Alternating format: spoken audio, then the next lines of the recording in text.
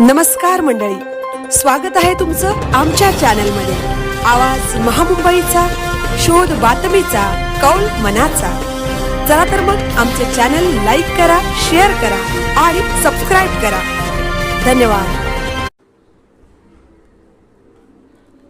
गोवंश चोरी करून कत्तल करणाऱ्या टोळीचा पर्दाफाश।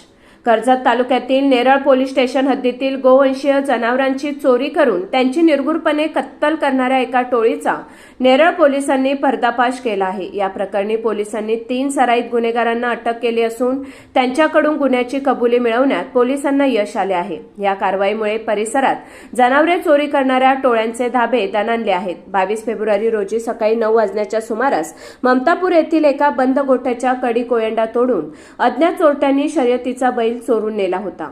आपल्या बैलाची चोरी झाल्याचे लक्षात येताच शेतकऱ्याने नेरळ पोलीस ठाण्यात धाव घेतली व घडलेल्या घटनेची माहिती दिली। घटनेचे गांभीर्य ओळखून नेरळ पोलीस ठाण्याचे प्रभारी अधिकारी सहाय्यक पोलीस निरीक्षक राहुल वरोटे यांनी तपासासाठी विशेष पथक तयार केले। गुप्त बातमीदारांकडून मिळालेल्या माहितीच्या आधारे पोलिसांनी दामत आणि ममतापूर परिसरात सापळा रचून 3 आरोपींना ताब्यात घेण्यात आले। उजेर हनीफ नजे वय वर्ष 22, फुरकान परवेश नजे वय वर्ष 20, दोघेही राहणार दामत कर्जत व मोहम्मद अरशद अली अहमद तांबोळी वय वर्ष 22 राहणार ममतापूर कर्जत या आरोपींच्या मुसक्या आवळण्यात आल्या आहेत। आरोपी विरुद्ध गुन्हा दाखल करण्यात आला आहे।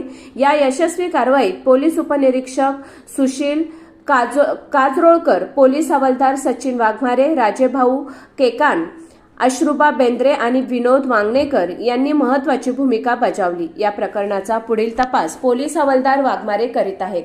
आवाज महामुंबईचा चॅनलसाठी अरुण म्हसकर, नेरळ।